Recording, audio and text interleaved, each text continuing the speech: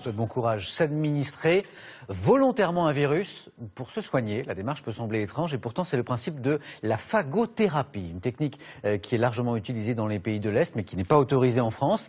C'est pourtant grâce à elle que Serge Fortuna estime avoir sauvé sa jambe. Attention, certaines images peuvent choquer les plus sensibles. Cécile Laronce avec Yvon Bodin, Frédéric Porret et Sylvie Gara. Serge Fortuna pensait qu'il ne se débarrasserait jamais de son staphylocoque doré sur son tibia gauche. C'était avant la rencontre avec ce virus, que l'on appelle bactériophage. Le virus a littéralement mangé sa maladie nosocomiale, contractée à la suite d'un accident de moto. Tellement de souffrance. Le virus pénètre dans la bactérie, puis injecte son ADN et se sert de sa machinerie biologique pour se multiplier et détruire son hôte. Cette thérapie est tombée en désuétude en France, mais pas en Europe de l'Est. C'est donc en Géorgie que Serge a reçu son traitement. Toute ma plaie, voilà, tout est refermé, ça coule plus. J'ai cette petite croûte qui est là devant, donc qui devrait partir. Il n'y a plus de suturation.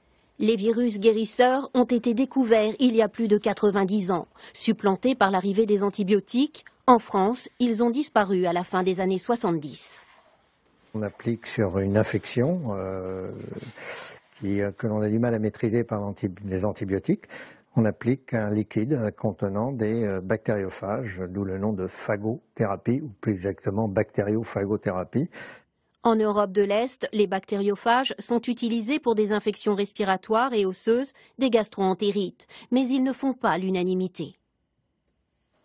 Il n'y a à l'heure actuelle aucune preuve que cette thérapeutique soit efficace en dépit de certains cas de patients qui ont guéri mais qui avaient probablement d'autres raisons de guérir. Mais surtout, il faut faire des essais contrôlés pour prouver l'efficacité de ce traitement. Des essais qui sont d'ores et déjà entrepris par des laboratoires privés qui souhaitent développer le marché.